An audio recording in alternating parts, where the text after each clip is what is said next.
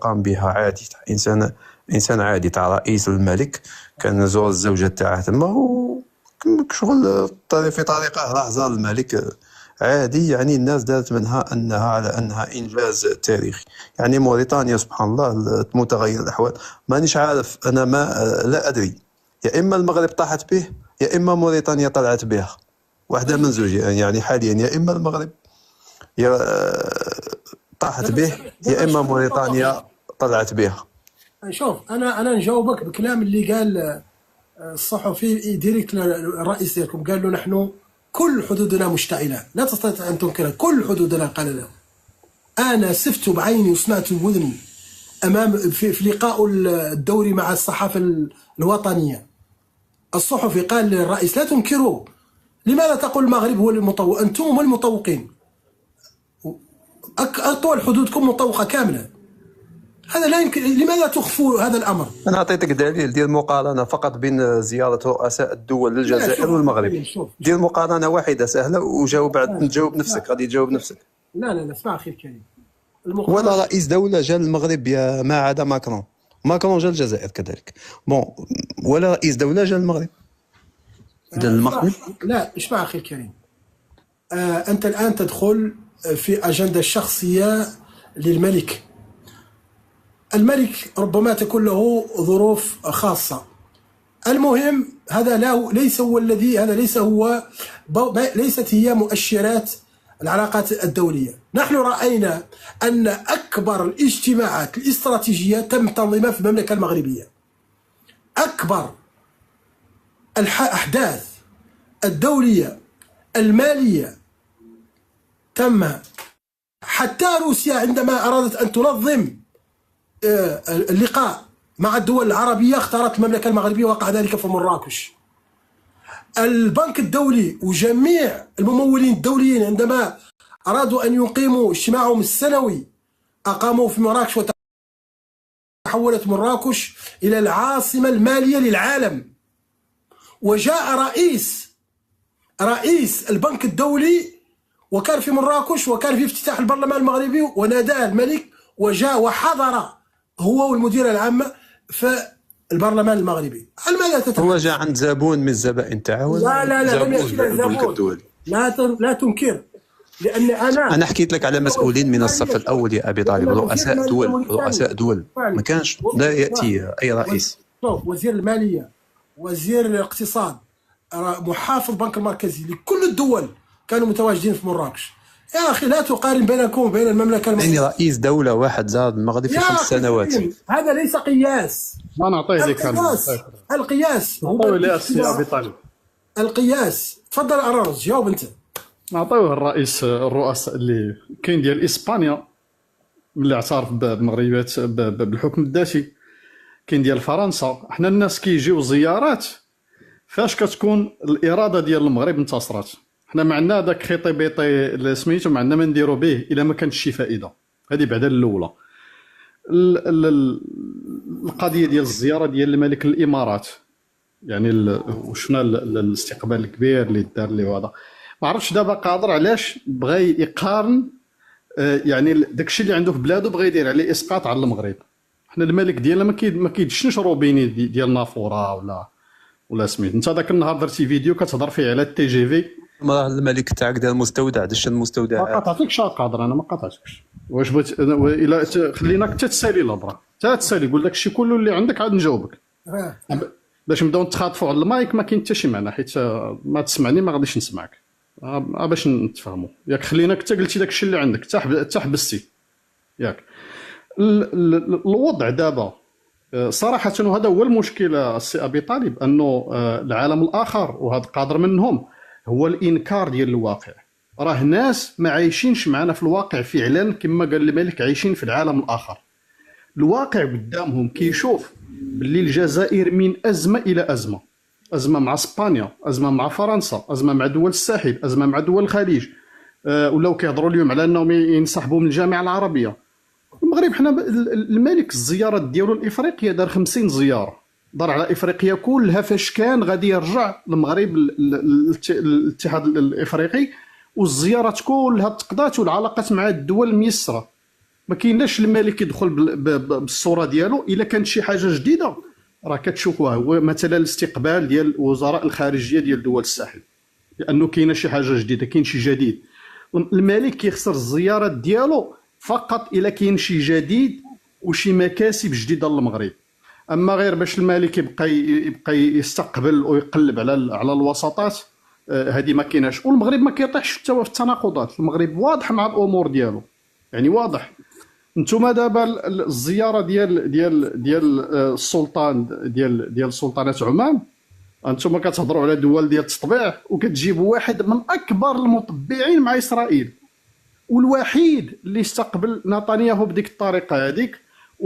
وتبون فاش مشى عنده جلس في الكرسي، فاش جلس نتنياهو، يعني وشي قواعد كديروها غير بوحدكم، صراحه كديروها غير بوحدكم، لانه الاشكال ديالكم راه ماشي هو نصره القضيه الفلسطينيه ولا العلاقات مع اسرائيل.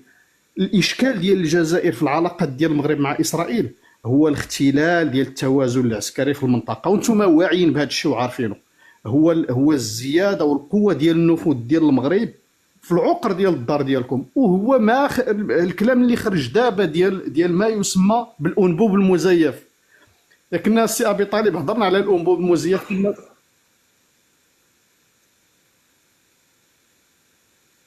المداخله ديالي واحد باش نجاوبك، لا تخرج تتشعب هكا باش يعني باش ما نخرجوش هذه بنتيجه. المداخله ديالي نقول فيها اللي بغيت، ماشي انت اللي غادي، ماشي انت اللي كتسير اللايف، ومن اللايف ماشي ديالك باش تقول لي شنو نقول شنو ما نقولش.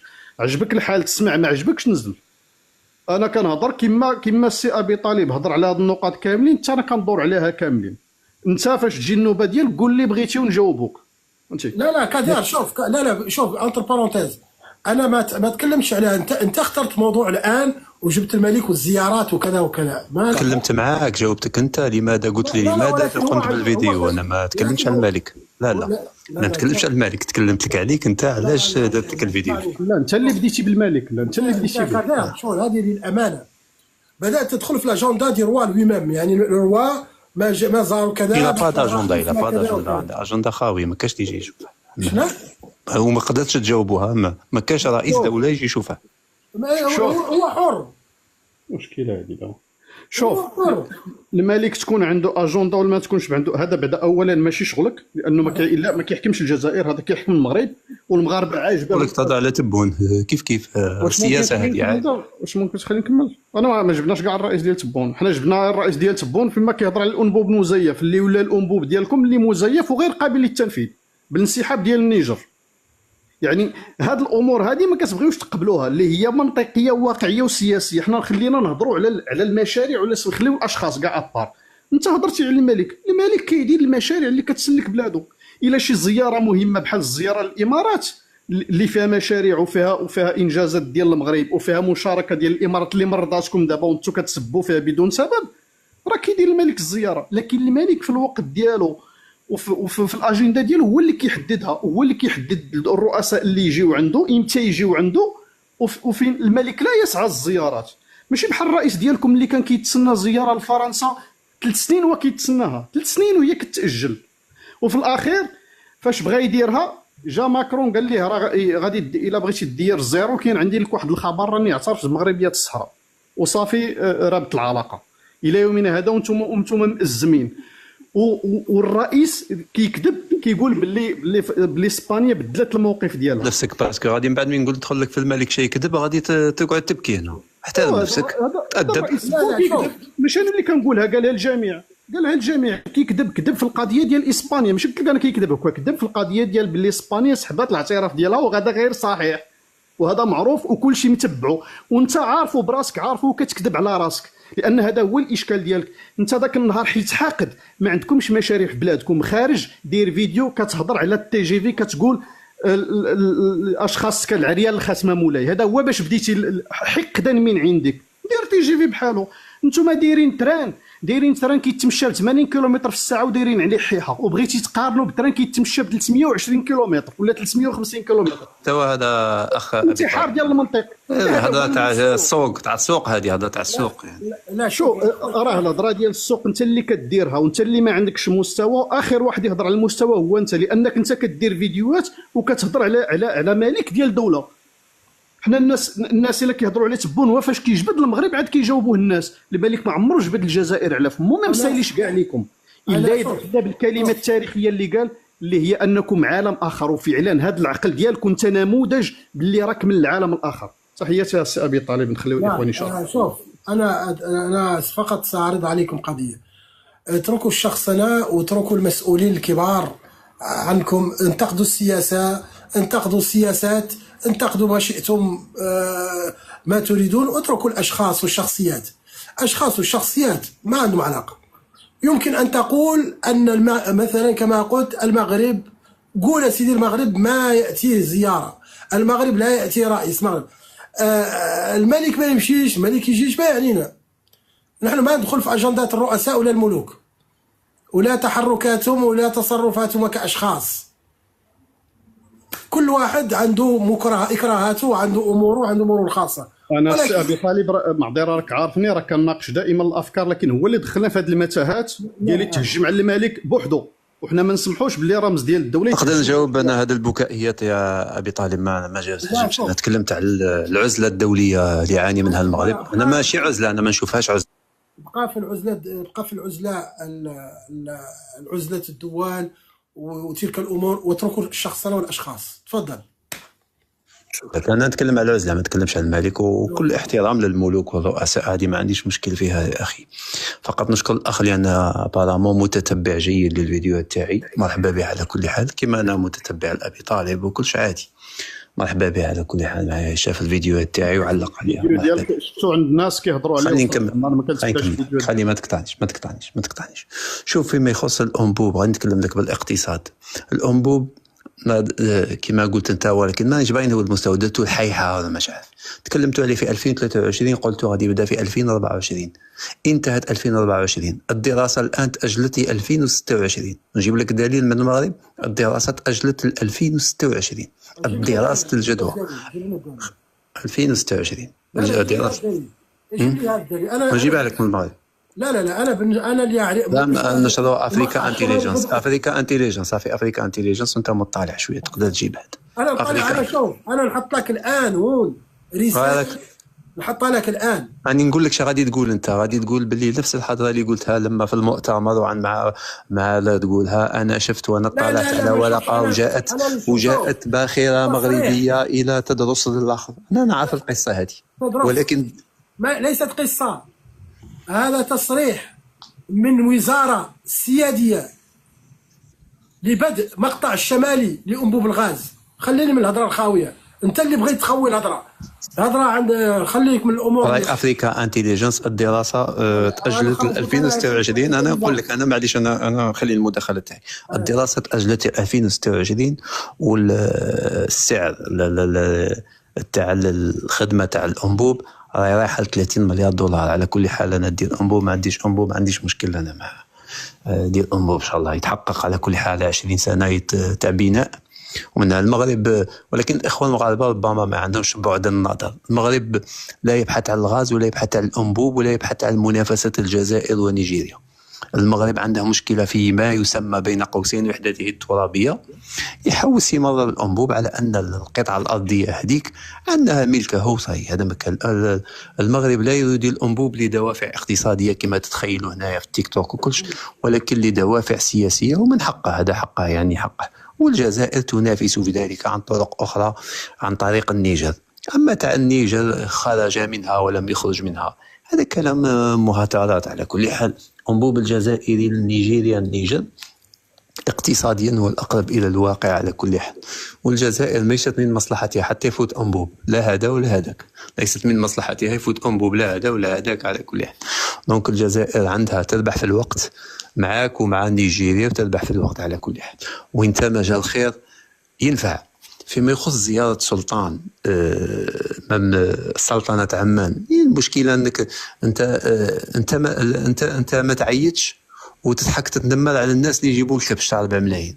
انت لا يزورك احد، معزول. انت معزول دوليا، ماشي معزول. نقول لك لماذا معزول، ربما نعطي لك الدراسه علاش ما تعرف لانك معزول. ولكن تتكلم وتضحك على رئيس حداك جارك، يجيه الرؤساء ويجوه الملوك ويجوه رؤساء الدول. انت مشكله، انت ما عندكش الحق تتكلم لان لا احد يزورك. وما يزوركش، لان فقط بعد حرب روسيا اوكرانيا المغرب ولا ما عندها حتى دور في شمال افريقيا وفي المنطقه هذه تاع البحر الابيض المتوسط. يقول لك ما عندها دور، ليس صفر، المعادله ليست 0% او 100%. الدور المغربي لم يعد لها دور، حتى ولا تتمنى انت حتى وسائل التواصل الاجتماعي واللي تتمنى في زياره تاع الغزواني رئيس موريتانيا، مع احتراماتنا للاخ الموريتاني وموريتانيا. دونك يا اما موريتانيا راك كتستهزأ. لا نستهزأ، ما نستهزأش. موريتانيا أقل اقتصاديا من المغرب، دولة صغيرة على المغرب، عادي ما كانتش تتمناها لها، عادي ماشي. كتعيبوا الناس وانت جابر معاهم كتصور. فيما يخص الإمارات اسمعني، أنا ما استهزاش. أنا في المقررات الدراسية تاعنا نقولوا موريتانيا دولة مستقلة، ما نقولهاش بلي كانت تابعة الحوزة تاعنا. هذوك الناس اللي تستهزأ اللي يقولوا كيما هادو راك مطلعهم كلهم في المدرسة يقولوا بلي موريتانيا مغربية. دونك ما تبقاش تقول لي تستهزأ، انا ما نستهزئش، انا كل احترام لموريتانيا على كل حال شقيقه. فيما يخص الامارات، المفارقه انني درست في المملكه المغربيه الثانويه قريت الثانويه، ما قريتش في المدرسه نتاع الابتدائيه. انا قريت الابتدائيه وانا واخد الشهاده في المغرب. ما قريتش في الابتدائي، نجيب لك المقررات الدراسيه. موريتانيا كانت مغربيه. البيت الثالث والرابع قريت في المغرب. خلي عنا موريتانيا مغربيه حسب المقررات الدراسيه. ما تدوش المغالطات. انا قاري في المغرب. ما تتحداني اللايف مسجل المقررات الدراسيه الان ما يقدروش فيهم الاطفال بلي موريتانيا مغربيه كانت؟ لا تحدي من عندك؟ لا جبد لي المقرر. لا تتحداني نخلوها مسجله باش من بعد نجبدوها. لا ما انا ماشي سوق، انا عندك الا كان. لا ما كاش مشكل، انا نسجل وانت تسجل، ما كاش مشكل. من بعد ندير لك فيديو، اذا كان عندك ادله حطهم لنا ما كاش مشكل.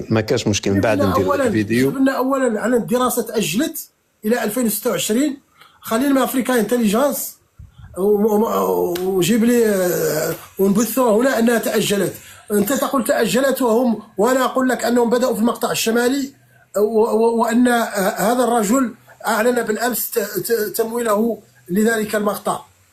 شوف، ايوه المهم اخر كلمه فيما يخص الامارات وغيرها من الدول، وتقول المشاكل ماشي المشاكل. الجزائر بعد حرب روسيا اوكرانيا، الجزائر عندها دور تدافع عليه في المنطقه، في الساحل، في شمال افريقيا، في البحر الابيض المتوسط. عندها امنها القومي تدافع عليه، ولا بد يكونوا ذوك الاختلافات. الان الجزائر تعمل على انها تكون قطب مثل تركيا وغيرها. كاين محور جديد يتشكل بين سلطنه عمان والجزائر اللي تربط ما بين الخليج وشمال افريقيا. هذيك الجزائر عادي ان يكون عندها اختلافات مع الدول لان المصالح مختلفه، عادي. انت اللي في توافق، يعني انت ما تدخل التوافقات، يعني انت اللي ما تلعب حتى دور، ما عندك ما تدخل فيه حتى معادله سياسيه، كل شيء قابل به على كل حال. ما عندكش لو شوا، ما عندكش حق الاختيار على كل حال، باش قابل ماشي قابل. فيما يخص ابي طالب، فيما يخص المؤتمرات الكبيره، اما تنساش، لا تنسى اكبر مؤتمر في شمال افريقيا ولقاء حدث.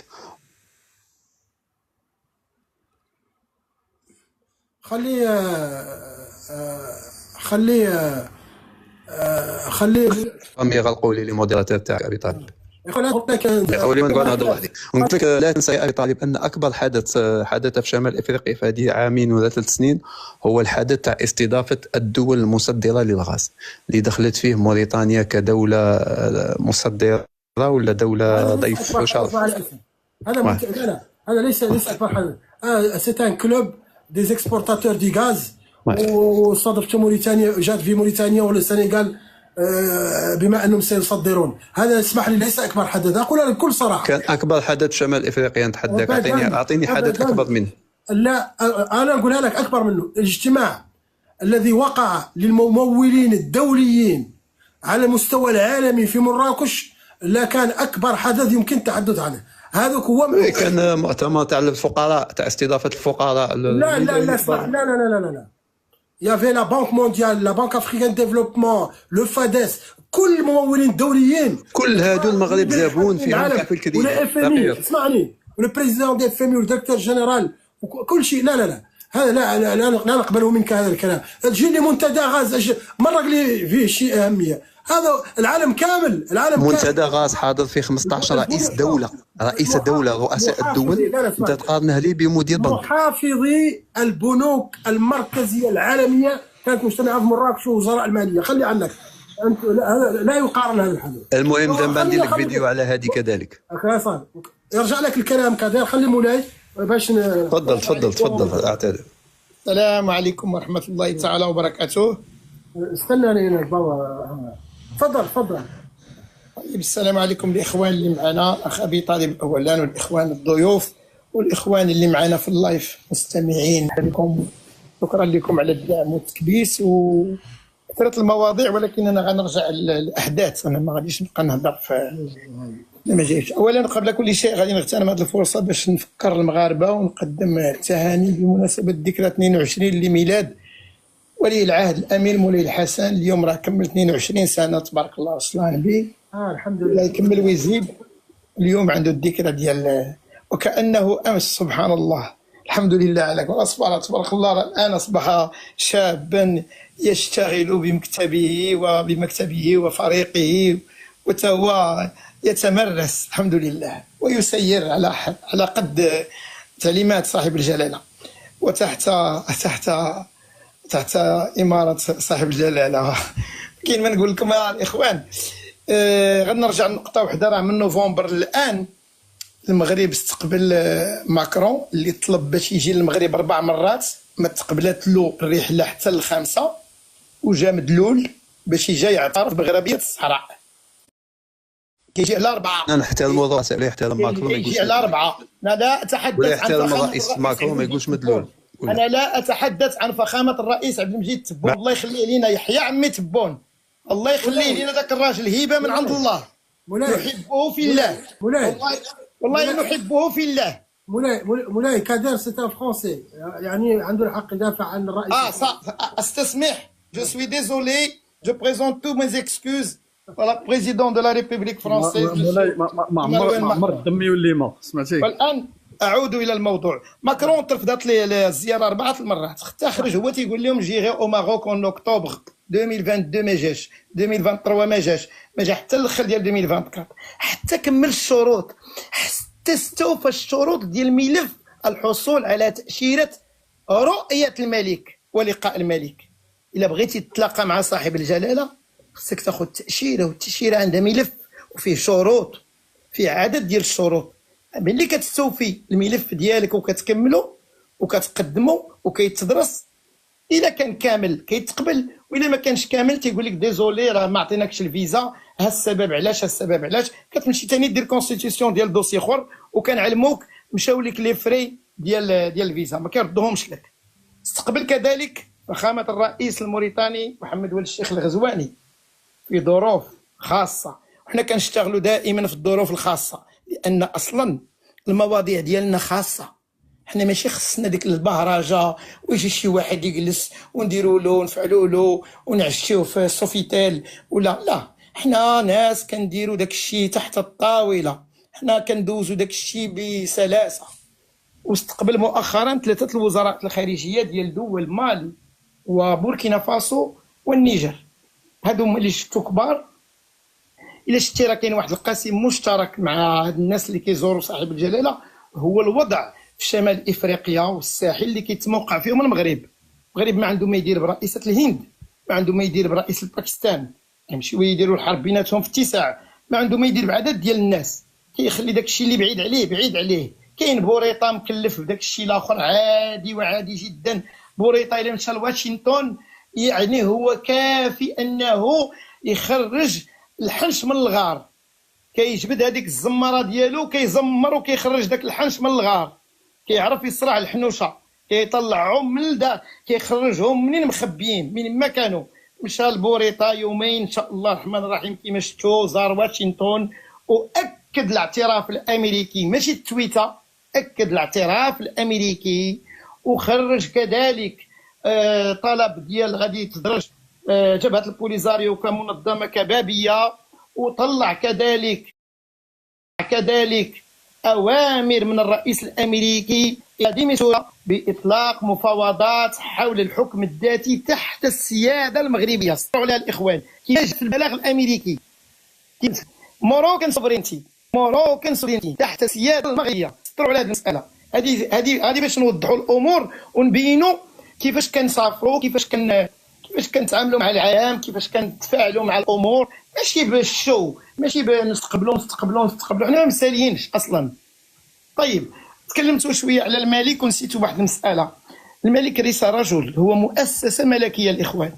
12 قرن ديال المؤسسه الملكيه، 12 قرن عندها مكانه اساسيه في المجتمع المغربي منذ 12 قرن، وكتستمد الشرعيه ديالها من التاريخ ديالها القديم والعريق. ماشي زعما جايه شرعيه ديال اجتماع الزويرات، مؤتمر الزويرات شرعيه، لا 7 الناس يتجمعوا في الزويرات يديروا دوله. هذه 12 قرن كتستمد الشرعيه ديالها من التاريخ ديال عدد ديال الدول دازوا، عدد ديال لي ديناستي دازوا، عدد يعني ماشي وحده ولا جوج ولا ثلاثه ولا اربعه ولا خمسه، عدد 12 قرن. عندها واحد المكانه وواحد البعد ديني مهم كتلعبوا كدوله اسلاميه، وعندها اشعاع روحي داخل المغرب وخارج المغرب. اشعاع الروحي ديال المغرب راه واصل في الزوايا خارج المغرب كذلك، وعندها واحد الرمزيه كبيره ديال الارتباط مع الموروث الاسلامي والديني كذلك. كاينه اماره المؤمنين، ما تنساوهاش هذه المساله، راه ارتباط مهم هذه، وكتمتع بواحد الشعبيه واسعه حول العالم. فين ما درتي كيعرفوا المغرب لانها ثاني اقدم مملكه في العالم بعد اليابان. يا اخوان قدم من انجلترا بنفسها. هذا ماشي كلامنا، هذا كلام الاخرين اللي في اوروبا. الغرب حنا دائما كناخذ ما يقوله الغرب عنا، نحن لا يهمنا ما نقوله عن انفسنا. حنا ما كيهمناش، حنا ما كنديروش حنا كنديروا لوطو كريتيك، ما كنديروش لوطو ايفالواسيون، ما كنديروش تقييم لنفسنا. حنا كنشوفوا الاخرين، حنا ما كنخرجوش كنقولوا اعترفنا. دقيقه عمي تفضل. دابا انت قلت الناس كتسمعوا شهادات الناس الاخرين، ولكن الناس الاخرين ملي كيشهدوا فيكم الجيران كيمشيو للحبس. لا ما نتمناوش شي واحد يمشي للحبس. اولا راه مشاو. لا نريد السجن لاي شخص، لانه هذه لا على صنصال باش علاش مشى للحبس صراحه هي، وكنتمناو يطلق سراحه، ولكن حنا ما كنتمناوش شي واحد يشهد لنا واحد نفسه شي مأزق. حنا بغينا الشهادات. على كل حال عندكم جار، هذيك هي القضيه. اللي يتكلم وقال 12 قرن ولا قال شي حاجه كيدخلوه للحبس. والله العظيم شوف، اقسم بالله انا ما كنقول للناس اننا احنا اول دوله اعترفنا بامريكا، ولكن كندير لهم دائما الفيديو ديال 5 4 الرؤساء امريكيين كيقولوا ديك الجمله، هما اللي كيقولوها. علاش غنقولها انا؟ هما كيعترفوا بها. في الاعتراف الامريكي بمغربيه الصحراء ماذا جاء في الاعتراف؟ التويته الاصليه ان امريكا كتعترف كما اعترفت تاريخيا المغرب باستقلال امريكا، فواجب تاريخي على امريكا ان كذلك تعترف بالحدود المغربيه. هذا هو اللي جا، هذا هو اللب ديال الاعتراف الامريكي، ما جاش من فراغ. اما الاعتراف الفرنسي هو اعتراف ديال واحد سارق، واحد سرق الارض للمغرب، اعتراف عادي جدا، بحال شي واحد جا قال لك راني ديت لك شي حاجه ودابا رديتها لك. مولاي لا تطولوا كثير لانه القص عمر عندنا. ما في مشكل، غادي نختم دابا. بغيت غير نزيد واحد النقطه مهمه، حيت كنتكلم على اقدم مملكه، ثاني اقدم مملكه بعد اليابان. عندها المغرب الاخوان راه عنده واحد المكانه خاصه، اللي كنقول مكانه خاصه في قلوب المغاربه مسلمين ويهود. ردوا بالكم من هذه الجمله اللي كنقول. الناس غالطين كيصحابتهم اماره المؤمنين هي المسلمين لوحدهم، لا، جميع الديانات. اماره المؤمنين في المغرب هي اللي كتشرف على المحاكم العبريه اللي كاينه في المغرب، اللي كتهم الطلاق ديال الناس والزواج ديال الناس الغير المسلمين اللي عبريين اللي هما يهود، الارث ديالهم والقسمه ديالو. يعني راها دوله مؤسسات، ملي كنقولوا اليهود يعيشون في المغرب راه يعيشون صحيح بما لهم وما عليهم، احسن من اسرائيل في القوانين. عندهم قوانين ديالهم مسطره، عندهم محاكم ديالهم، عندهم طقوس ديالهم، عندهم لي سيناغوغ ديالهم، عندهم معارات ديالهم في كيدفنوا، كل شيء محفوظ. والدليل شوفوا الرؤساء الامريكيين ونواب الرؤساء الامريكيين والوزراء الامريكيين ملي كيجيو للمغرب كيمشيو يزوروا جدودهم. كلينتون مشى كيقلب على جار جدو حتى لقاها. كوشنير مشى للدار البيضاء زار جدو مدفون في الدار البيضاء، كوشنير بنفسه. يعني راح تنتكروا على دولة عريقة كتفاعل مع العالم منذ قرون، ماشي جديد هذا الشيء. هذه المكانه اللي كنقول لكم راه كاينه في الداخل وفي الخارج، حتى في قلوب هاد الناس اللي جالسين معنا، هاد الف الناس المغاربه اللي جالسين معنا راه عندهم نفس الحب ونفس الارتباط اللي عند الناس كاملين المغاربه، سواء داخل المغرب ولا خارج المغرب. والاجماع ملي كندوي عليه راه كندوي على 99.99%، لان المغاربه عندهم واحد الاجماع هو خط احمر. الاخطاء فين وقعات بالنسبه لفرنسا والاخرين انهم كانوا كيظنوا بلي ان المشاكل في المغرب موجوده في القصر فقط، وان فقط الملك هو اللي واقف على ديك الامور. ما عرفوش راه عنده مؤسسه، عنده مؤسسات اخرين تنفيذيه وقضائيه وتشريعيه، عنده شعب كيدافع على ارضه. تما فين المعادله تخلطت عليهم. دابا المشكل ما بقاش عندهم مع واحد، المشكل عندهم مع المغاربه كلهم. علاه كتظن باللي ان المغاربه غادي يسمحوا في اي مفاوضات باش بر واحد من الارض ديالهم؟ ما يمكنش هذه. الا ما زدنا ما نقصوش اسي ابو طالب، وما نزيدش عليك في الكلام. تفضل خذ الكلمه، تبارك الله عليكم. تفضل اخوة الكرام. على كل حال مولاي اطال شيئا ما. والله في بكل صراحه انا لا افتح ابدا لايف اللي أعطي البراهين أن هذه الدولة المملكة المغربية دولة عريقة ولها تاريخ عريق. هذا يعني تحصيل حاصل في هذا الباب. تفضل مختار العروسي. اهلا وسهلا، وخيار كبيره والله بولد العم. مرحبا بك. وما قد حد يزايد علينا، وهذا الخطاب الشعبوي ينقال له تحكاك الحلمه على شراطه والله. حبسنا مع